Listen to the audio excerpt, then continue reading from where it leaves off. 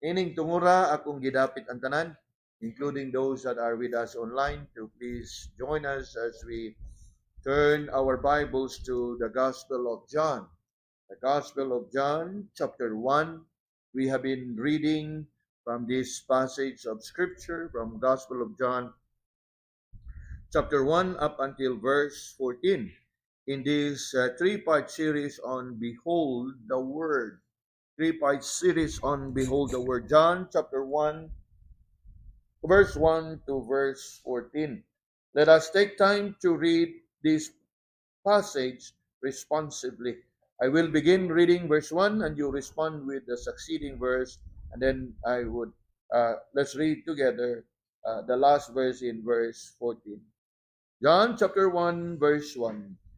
In the beginning was the Word, and the Word was with God, and the Word was God. The same was in the beginning with God.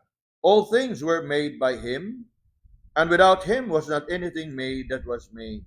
In him was life, and the life was the light of men. And the light shineth in darkness, and the darkness comprehended it not. There was a man sent from God whose name was John. The same came for a witness, to bear witness of the light, that all men through him might believe. He was not that light, but was sent to bear witness of that light. That was the true light, which lighteth every man that cometh into the world. He was in the world, and the world was made by him, and the world knew him not. He came unto his own, and his own received him not. But as many as received him, to them gave he power to become the sons of God, even to them that believe on his name. Which were born not of blood, nor of the will of the flesh, nor of the will of man, but of God. And the Word was made flesh, and dwelt among us, and we beheld his glory, the glory as of the only begotten of the Father, full of grace and truth. We have been looking at this portion of Scripture on the series on Behold the Word. And by God's grace, we have looked at his identity by looking at verse 1 up until verse 9. We have learned quite a lot about the Word, that he was from eternity and he was with God from eternity, and in essence he was God from eternity. And we also have learned that he was the light and he was the life. He was the creator. We have learned about this and continue to consider his identity. And sa ikaduha nato nga mensahe, we have also considered his activity. Unsay iyahang nga gipanghimo. We know very well unsay iyahang gipanghimo. As we look at verse 3, all things were made by him. Wow, that word that we have been considering that eventually has become flesh and was made flesh. He was actually the Almighty Creator. And as we have studied it in our fellowship last week, starting from verse 10 to verse 13, we have learned that yes, from eternity, he came and entered into time. From heaven, he came down to earth. But the sad thing is, as we read in verse 10, he was in the world. You look at verse 10, he was in the world. And what happened? And the world was made by him. But the sad thing is, and the world knew him not. Bisan pa man sa kada Disyembre, sa kada tuig, nga halos tibok kalibutan sa ulog sa Pasko. But I'm sure you know na dili tanan nga gasaulog sa Pasko really have known the Savior. In fact, all they know is the celebration. They never knew the celebrant. Salamat na lang sa Ginoo kay kita kailata sa celebrant ro kadlaw. Di ba? We are privileged nga naa siya sa tuang nga tubang. We rejoice together with her. Apan subo Kay ang pizza o ang okasyon ilahang gihandom, pero ang tao nga gipakataw niya ng adlaw nga ilahang gihandom, wa nila mailhi.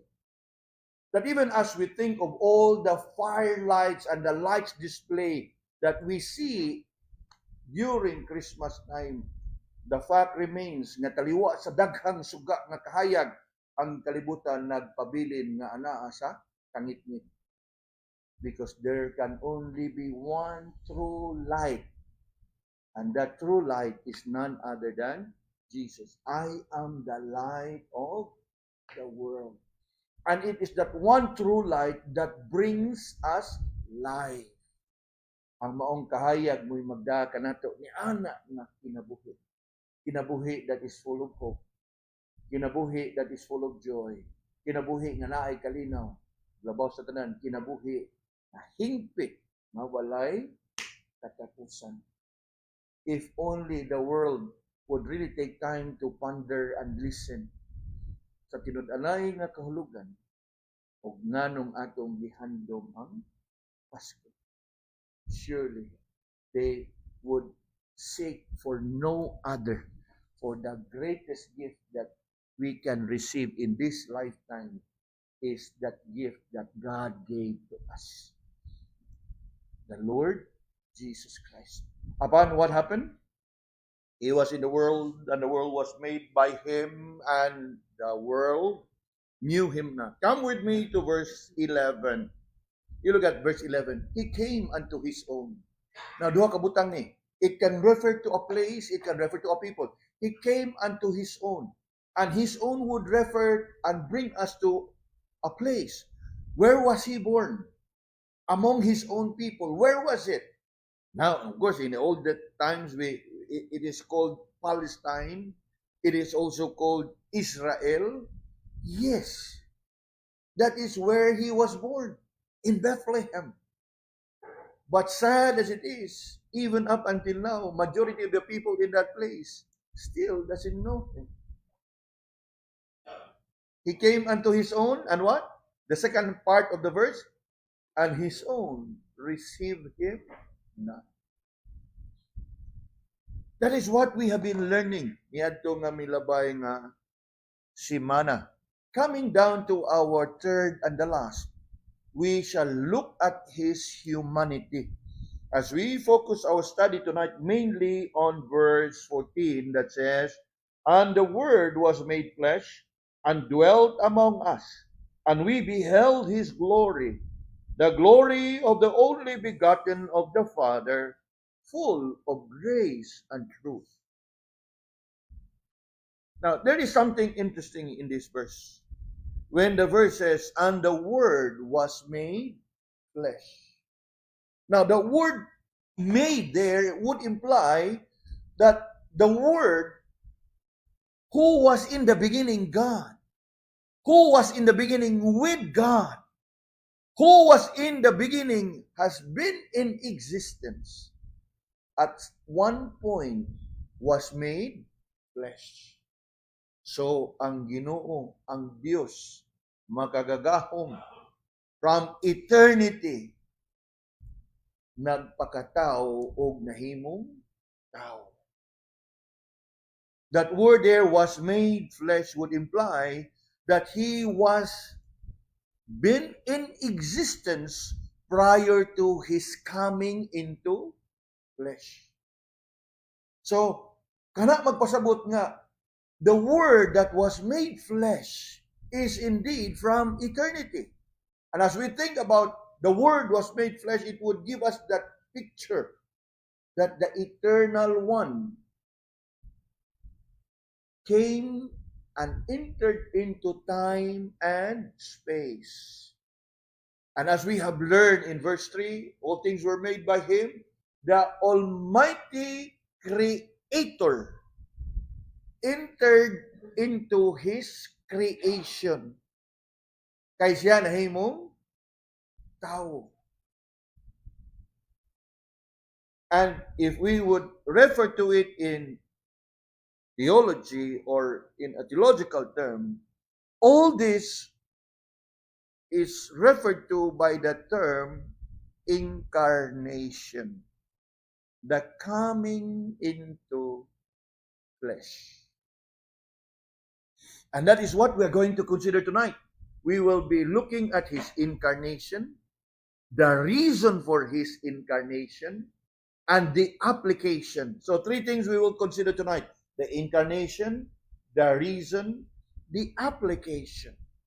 Now, let's consider the incarnation. Importante ni nga atong sayron, mga kaigsunan, nga diin ang atong Ginoong Hesus was in the beginning God, and God that was made flesh. Dili ba na maoy exact summary or exact statement that would describe Christmas? If you can turn your Bibles for a while to the Gospel of Luke, to a very familiar passage, Luke chapter 2. Luke chapter 2, and look with me at verse 10 and 11. Ingon diha, this is a very familiar passage, but nonetheless, let's look at it. In verse 10, and the angel said unto them, talking about the shepherd, "Fear not, for behold, I bring you good tidings of great joy, which shall be to all people." Verse 11 now, "For unto you is born this day." So, the Word was made flesh, was born this day. No? Kanang pagkatao. Pagkatao. Dili lang sa iyang pagpanganak o dili pagkatao. Kay ang emphasis diha nga siya Ginoo og nahimong tao. Pagkatao niya sa iyang pagkatao. He was from eternity coming into flesh. And that is what verse 11 implies. "For unto you is born this day in the city of David a Savior, which is Christ the Lord." And if you can turn further back to Matthew chapter 1, another familiar passage. Matthew chapter 1 and verse 21, and there it says, "And she," referring to Mary, "and she shall bring forth a son, and thou shalt call his name Jesus, for he shall save his people from their sins." So, in these 2 passages nga itong gibasa, we are brought into that knowledge nga kining gipakataw is none other than the Lord Jesus. Ug nga kini nga gipakataw is none other than the promised Messiah. So it speaks about birth. And that birth actually would point us to what John here said, "And the Word was made flesh." And you know, mga kaigsunan, here is that real and the true meaning of Christmas. The coming into flesh, the incarnation of Christ.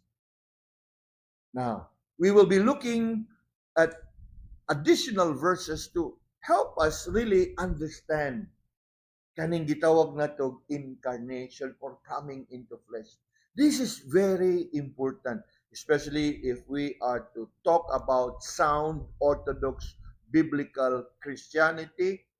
We need to be established in this. Nga naman, kay naay nagkalain-lain karong pundo, nga na nagpanudlo o na nagpanuo, nga diin si Kristo tao, dili Dios. Muban pod si Kristo Dios, dili tao. Unya, kung imo bitaw ni silang ng taon, dagko na magkain ni sila ng mga pundo. Now, we need to be established on what really has been told and what the Bible really says about Christ. That Christ is the Word that was made flesh. It simply means na siya Dios, unya sa iyang pagka-Dios, nagpakatao. Unya, atong sabton dinhi, nga sa iyang pagpakatao, wa niya biyai ang iyang pagka-Dios. He maintained his deity and he remained to be God and put on humanity in addition sa iyang deity. And as we often would teach this, he is truly God and truly man. He is 100% God and 100% man.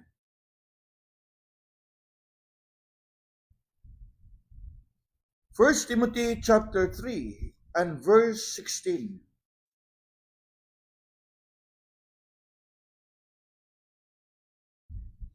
First Timothy chapter 3 and look at verse 16.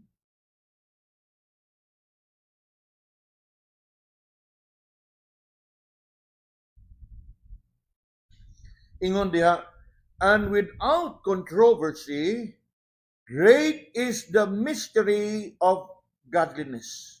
Mystery. And what is the mystery, Moni? God was manifest in the flesh. God was manifest in the flesh. And that is indeed a mystery. Because we know very well that what? God is a spirit. And yet, at some point, God, a spirit being, manifested himself in the flesh.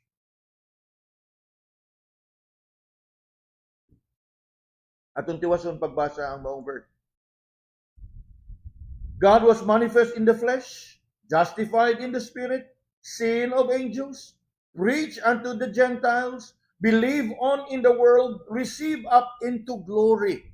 Karon ang pangutana, who can this person be? Who can this be that has been preached unto the Gentiles, believed on in the world? Who can this be? It's none other than the Lord Jesus. And how did Paul describe Jesus here? God manifest in the flesh. So no doubt, no question about it, Jesus is both God and man. And the Word was made flesh. Another verse, Galatians chapter 4. Galatians chapter 4. And look with me at verse 4. Galatians chapter 4, looking at verse 4. It says here, but when the fullness of the time was come, God sent forth his Son, made of a woman, made... Genesis 3:15. It mentions there of a seed of a woman. Somehow, these verses would point us to the Lord Jesus Christ. Another verse, Philippians chapter 2. Philippians chapter 2. And look with me at verse 6 and 7. Philippians chapter 2, verse 6 and 7. Here we read, who being in the form of God, thought it not robbery to be equal with God, but made himself of no reputation. And look at the next part. And took upon him. In other words, he put on himself. What is it that he put on himself? Took upon him the form of a servant and was made in the likeness of men. So, at one point, he is God, and he remained to be God, but put on himself humanity. And that is why he became the God-man. Or maybe in theology they call it the Theanthropos, the God-man. We need to be established on this, mga kaigsunan. Kay sa mga sitwasyon nga diin ato bitaw madungog diha sa social media ug ato ang makita diha usahay kay kita ba karon kay murag dependent na kita diha bisan sa information o mga balita sa social media, bisan pa man og nasayod ta nga there are many nga gitawag na og fake news or misinformation, inaccurate nga mga kanang kasayuran o mga impormasyon. And perhaps you may encounter some kanang ingon na to video or whatever you may come across on social media. Questions like, o Ginoo pa na si Jesucristo, nganong gigutom man siya, nganong gikapoy man siya, nganong giuhaw man siya. That is the usual verses that they will use to raise up that issue. Nya, sundan na gagpangutana, kapuyon na Ginoo nga Dios magkagagaho man siya sa ngatanan. Gutomon na Ginoo nga espiritu mo. Tinuod, di gyud gutomon ang Ginoo kay Dios man siya. Pero wala magpasabot nga si Kristo dili Ginoo. Kay ang kamatuoran si Kristo is both God and man.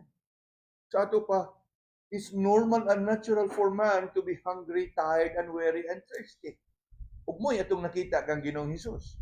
Karon og atong balihon, og tao ra si Ginoong Hesus nganong nakalakaw sa tubig.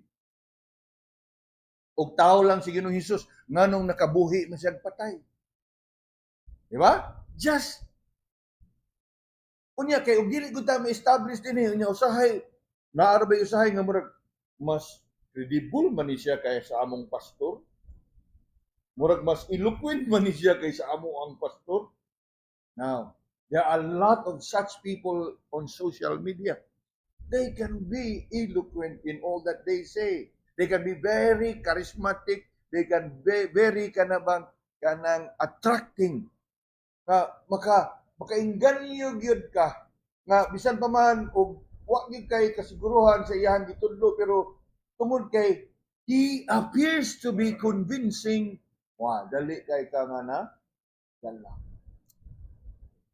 Now, sabdi na lang atong hitsura og dili ta credible basta kay ang pulong sa Ginoo credible. Ang pulong sa Ginoo mo'y ato ang sometimes ang uban magud ilang sukaran na maayo mo English pas kayo. Mao na gyud siguro ni. Now, inyo hapon na ang ato ang gilantaw dinhi ang kamatuoran, ang pulong sa Ginoo.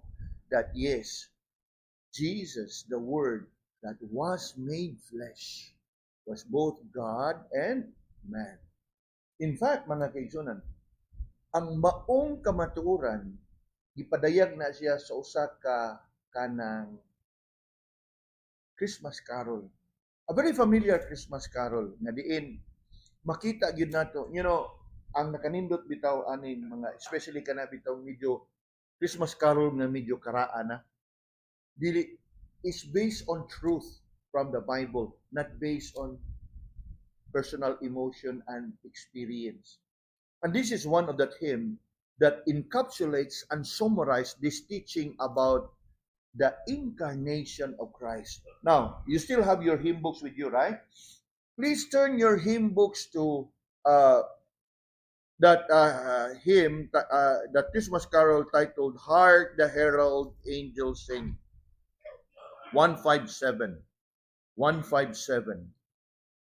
I want us to see in here a very kanang accurate expression of who the Lord Jesus truly and really is. Look with me at the second stanza. Second stanza of hymn number 157. Hark the herald angels sing. Now, look closely at the second stanza. Stanza number 2. Ingon diha gasugod, Christ by highest heaven adored. Christ, the everlasting Lord. Apan, ingon diha sunod linya, late in time, behold him come, offspring of a virgin's womb, in reference to his virgin birth. Then, veiled in flesh, the Godhead see. Hail the incarnate, the coming into flesh. Hail the incarnate, deity, ang pagkatao sa atong Ginoo. Pleased as man with men to dwell, Jesus our Emmanuel. O dili ba na mao'y gisulti ni John Diaz John 1:14, and the word was made flesh and dwelt among us. We beheld his glory, the glory of the only begotten of the Father, full of grace and truth. Now, I want us to be established on this. I want us to have the accurate view on this. Not swinging on one side or the other. As we can see in some groups, nga diin, anaa gani mga pundok mingon nga, yes, tao siya, apan dili siya Ginoo. Ang uban mingon Ginoo siya, pero wa gid siya nahimong tao. Ang uban sa mingon 50-50. He is God 50%. He is not the Almighty God. He is not equal with God the Father because He is God the Son. Therefore, He is 50% God and 50% man. Now, daghan ni sila mga kaigsunan. Of course, we just have to be very careful and be very discerning. That is why ato ning gitunan, kay nga naman, we cannot help it. We are being bombarded with all these things on social media, in other ways nga ato ni silang madungog og makita.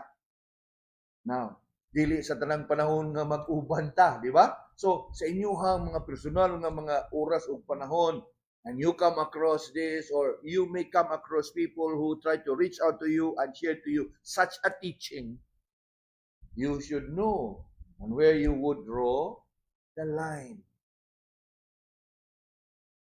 100% God, 100% man.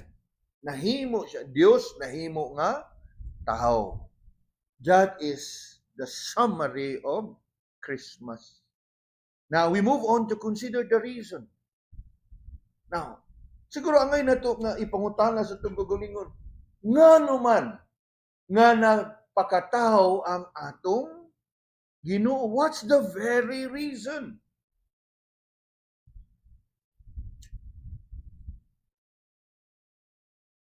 Why would God come to flesh? Obviously, if you are familiar with Genesis 3:15, the very first thing that we can think of, to fulfill God's promise, the seed of the woman. But still, the question remains, yes, to fulfill God's promise. Why did God make such promise?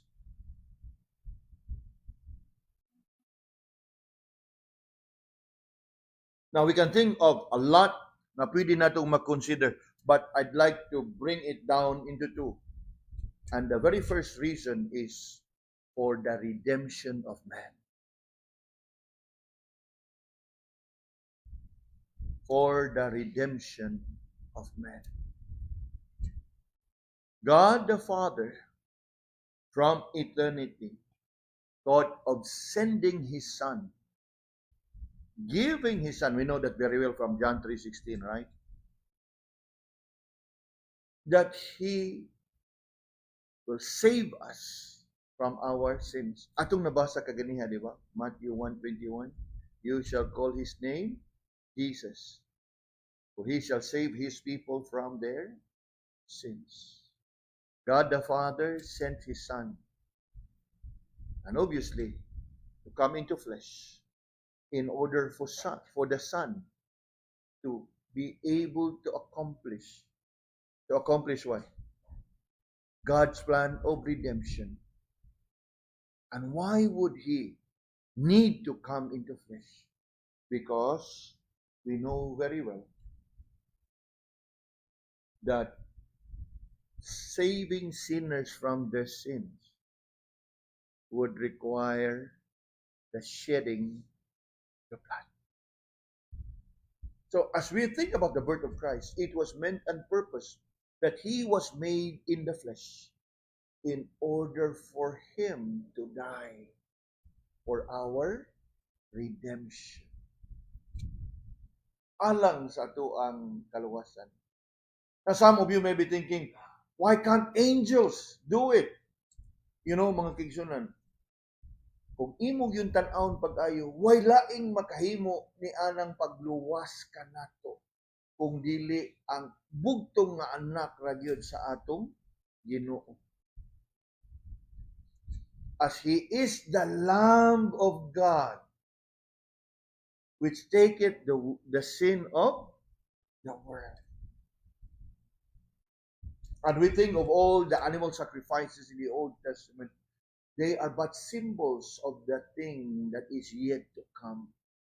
Pictures of what the Lord would one day execute and accomplish by yielding His all at the cross of Calvary.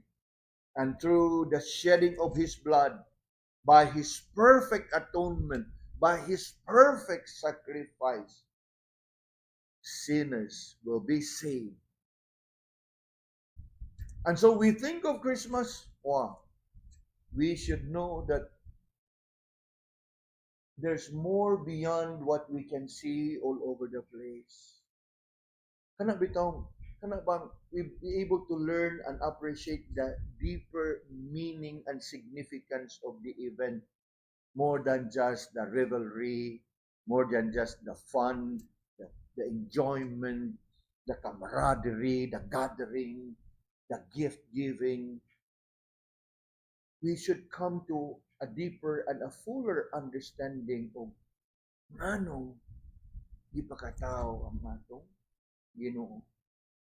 And reaching and arriving into that fuller and clearer understanding of Christmas surely will encourage us and enable us to what? To respond in a proper way nga, wow, there is too many things nga pwede kay natong buhaton. Dili pa gani gyud kinahanglan nga mo gasto kay nga naman. All that the Lord wanted to see in us is when we adore Him. We worship Him. Now, one of the kanang hymn that, or a Christmas chorus or carol that, ingon pa nato, nindot kayo nga a call to worship. Ingon dia, O come, all ye faithful, joyful and triumphant, come ye, O come ye to Bethlehem. What are we supposed to do? Come and behold Him. Diba? Born the King of angels. Wow. Pero sa wa pa bitaw ta kailas Ginoo, gara-gara kay ta mukanta na. Wa gyud ta kahil kakuan gyud sa kahulugan. I hope karon nga naa na gyud tas pagtuo in a relationship with the Lord. Perhaps our singing should be more meaningful. Our singing would be more ingon pa nato intimate. Our singing would be more purposeful. Dili lang kay para lang gyud kanta nga, oh, come let us adore Him. No? Kung dili ba ka nang with that element of worship na makahimaya gyud sa Ginoo. For the very reason that the birth of Christ is for our redemption. Now, I mentioned first, the second that I can think of is the reason for our representation. The Son of God needs to become the Son of Man, that the Son of Man would become sons of God. Remember, John 1:12, but as many as receive Him, to them gave He the power to become sons of God. Unya tungod kay nahimo siyang sama kanato, as John said, He dwelt among us, and we have beheld His glory. Naa ka anang kampante, comfort, and assurance nga makadangop ka niya. Nga sa imong pagdangop niya, makarelate gid siya nimo. Makasabot gid siya nimo. Kay nga naman, ang atong tanan nga naagian, iyang na agian. Kay nahimo man siyang tao. And that is why, kanang ilang isulti nga, Ginoo pa siya manong uhon, gutumon man siya, matuog man siya. Kay nga naman, kay literally nahimo siya nga tao. Apan siya nagpabilin nga Ginoo. And it is to our benefit, not just for our redemption, but also for our representation. Nga makaduol ta niya kay nga naman, He dwelt among us. In fact, Emmanuel means God with us. Makasangpit ta, makadangup ta unya, makasiguro gyud ka nga igdangup nimo niya, makasabot gyud siya diha nimo. Nga naman, because He has become like us. Turn with me to the book of Hebrews. Hebrews chapter 4. Hebrews chapter 4, and look with me at verse 15. And this should encourage us and comfort our hearts even tonight. Because God was made in the flesh. Hebrews 4 and verse 15, it says here, For we have not an high priest, talking about Christ, which cannot be touched with the feeling of our infirmities, but was in all points tempted like as we are, yet without sin. 16. Let us therefore come boldly unto the throne of grace, that we may obtain mercy and find grace to help in time of need. Ug tungod sa iyahang pagkatao, mga kaigsuonan, makarelate siya kanato, nasayod siya ug unsay atong gibati ug makadangop kita kaniya. Now, some would be thinking, inhanglan ba gid siyang mataw para nga iyatang may bawaan? Isn't God all-knowing? Yes, God is all-knowing. Upon without Him coming into the flesh, His knowledge is more on intellectual, not experiential. He knows all things. Omniscient. God is omniscient. Apan sa iyahang pagkatao, iyahag yung na-experiensyahan. How is it to be mocked? How is it to be rejected? How is it to be hurt? Ug mao kana nga makadangop gyud ka kaniya ug makasiguro gyud ka nga makarelate siya kanimo kanato ug makasabot gyud siya sa ato ang kahimtang. And that is again to our comfort, that we can have that confidence to approach God's throne of grace. Kay sige ingon pa diha, ang tanan nga itong naagian, ihang nahiagian. The only difference is, according to verse 15, last part, yet without sin. Tempted as we are, yet without sin. So, these are the two of the many reasons that we can think of why God was made into flesh. Now we move on to our third and last point for tonight, the application. Nasayod na ta niini nga tanan, nahibaw ta ani nga tanan. Now, pinaka-importante is ang pag-apply. How are we to live all this truth that we have been learning and we have been acquiring and we have been accumulating?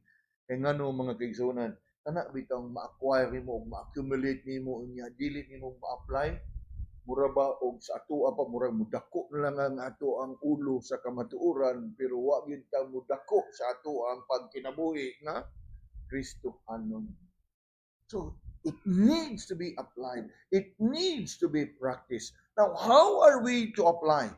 Learning all these things in this three-part series, how are we to apply this? Especially in this season, which is supposed to remember and honor His birth. His coming into flesh. Three things I'd like to share with you to encourage you. In this season of Christmas, if not the whole year round, kita nga mga magtotoo diha sa atong Ginoo must live by the Word. We must live by the Word. In other words, atong ikinabuhi subay sa pulong sa Ginoo. We must live by the Word. Subay og uyon sa kinabuhi sa atong Ginoo. The living Word as well as the written Word. Yes, we need to understand this. We are not the Word. You are not the Word. I am not the Word. but we all do have the Word within us. Nakuha natin mga kigsunan? So as we reflect upon such a great privilege to have the Word, we love to sing, and especially on Resurrection Sunday, on Easter Sunday. You ask me how I know He lives. Say ito bag. He lives within my heart. Yes. Live by the Word. And living by the Word, we should be preaching the Word. We should be proclaiming the Word. Hilabi na niining panahon sa Pasko. Imbis nga ato ang i-engage ang atong kaugalingon sa uban nga mga kalihukan o whatever nga mga naandan nga mga practices sa kalibutan karon. Take time to tell others about Christ. We should be preaching the Word. We should be proclaiming the Word.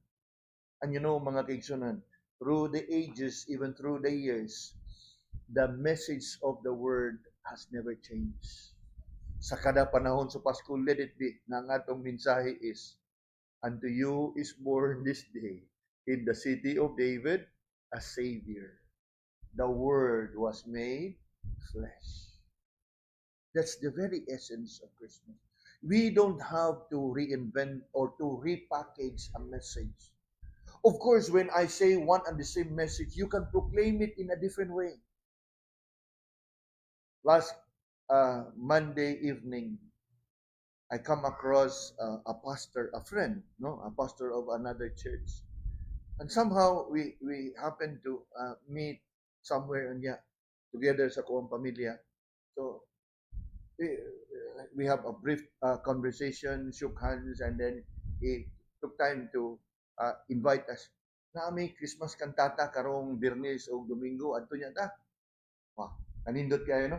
But of course, I cannot commit and I cannot also decline. Simply out of courtesy. Salamat. But obviously, I can't go. We can't go because we have this gathering here. At this moment, they are having their kantata. And then, of course, duha man ang ilang kantata karon og Sunday night, naapod sila kantata. And then, it happens nga naatay outreach dito sa Tisa.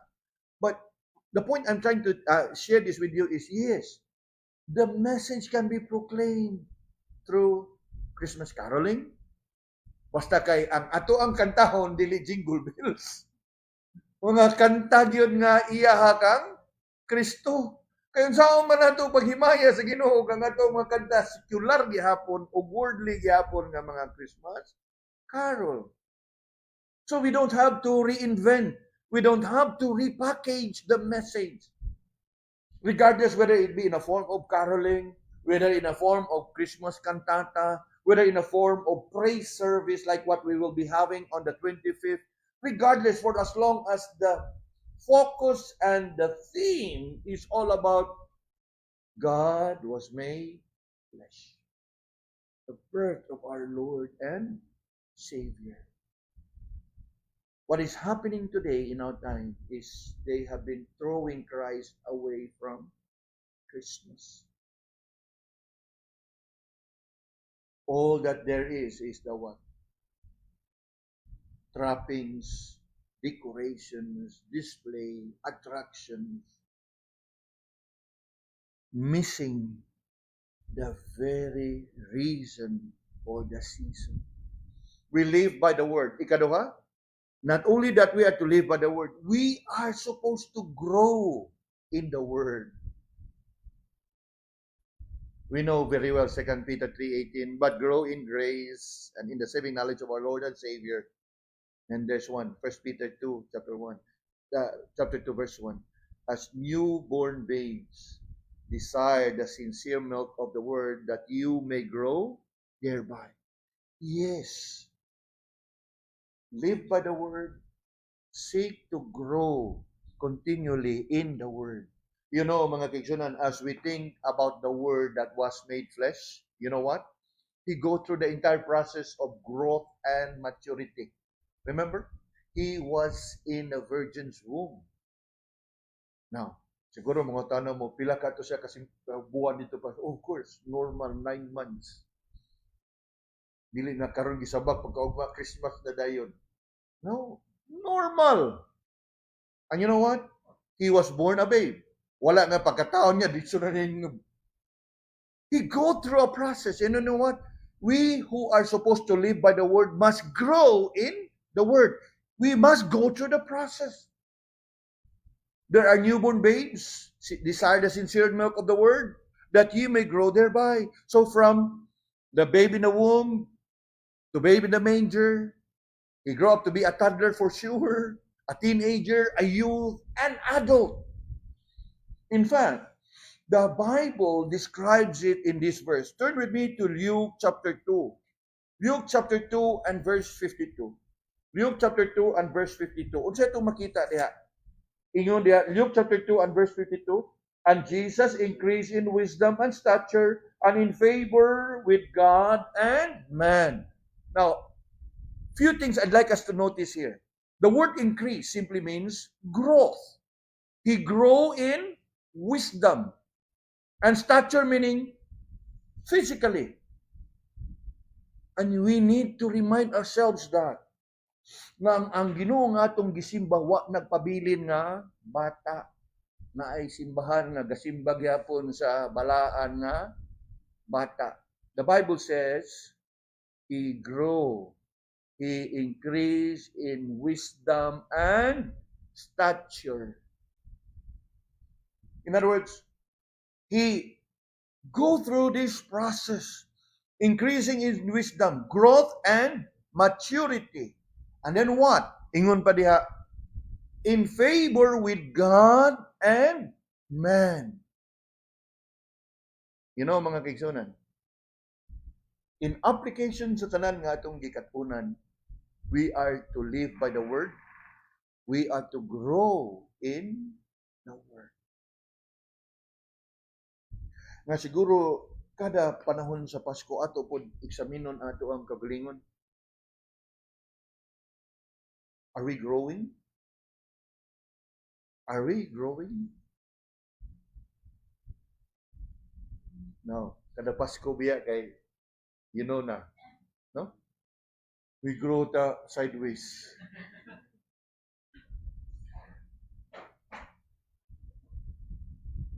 So, we grow sideways.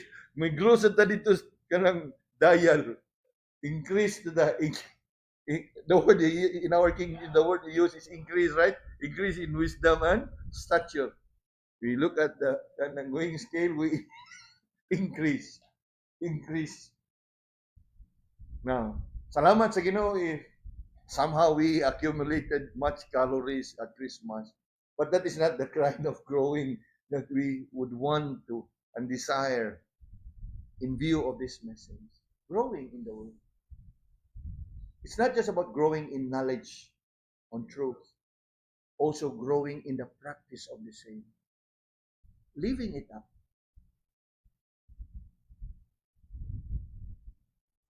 Kung ang kalibutan makapahinumdum nimo og give love on Christmas Day, how about us? How about us? If the world can express such a sentiment, let it be that the love of Christ ang makita din nato, not the love as it is defined by the world, but that love of God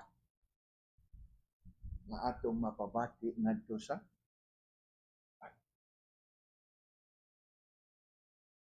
Then lastly, mga kaisan, live by the Word, grow by the Word.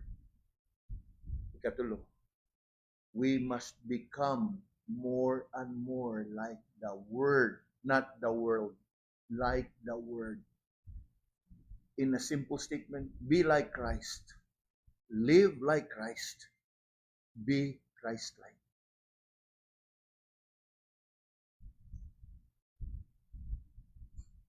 Learning these things tonight and in this three-part series on Behold the Word, mga kaibigan, it is my prayer that we, at one point, on one hand, be established in the Word, but on the other, we would become more and more like.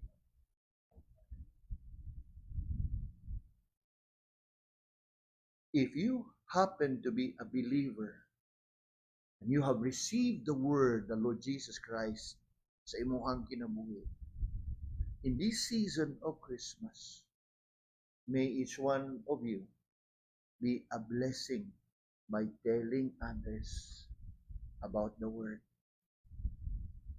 Go and tell others about Christ. We can so easily engage people in conversations talking about gift. Wow, pila ka buk regalo imong nadawat from God. Daghan, I tell you, there's one gift that you should receive. Kanindot na kayo, no? Nakashare na dayon ka. Season of Christmas is a good occasion and opportunity to tell others about the Word that was made flesh. Magsugod ka, kanindot sa kahayag sa inyong balay, nagagay suga-suga. You know what? Bisan ini nga suga nga gagangay kahayag, apan kita nagpabilin sa kangit-ngit. Nay usa ka kahayag nga angay nimong mailhan, ug kana nga kahayag mo'y magdakan nimo sa kinabuhi ug kalinaw. Kana way lain kundi sa Ginoong Jesus. You know, you don't have to be like doctrinal nga mugat nga casual conversations can spark up curiosity and leave it to the Lord to work in their hearts and convict them. You just have to be there and tell them about Christ. We have heard that joyful sound. Jesus say, Jesus. The same message, mga kaigsunan, nga atong ginungog karon, padayon nato nga isangyaw ngadto sa uban. Even to those of our friends that have been joining us online, thank God na padayon mong nakig-uban ka na mo even in this three-part series on Behold the Word. And I hope na daghantang na sayran, we have learned quite a lot from this, and may we also, by the prompting of the Holy Spirit, would be able, no? May the Holy Spirit enable us and even empower us nga atong ma-apply ni sa atong kinabuhi for the rest of the world to see. As the Lord Jesus himself said, let your light so shine that they may see your good works and glorify the Father in heaven.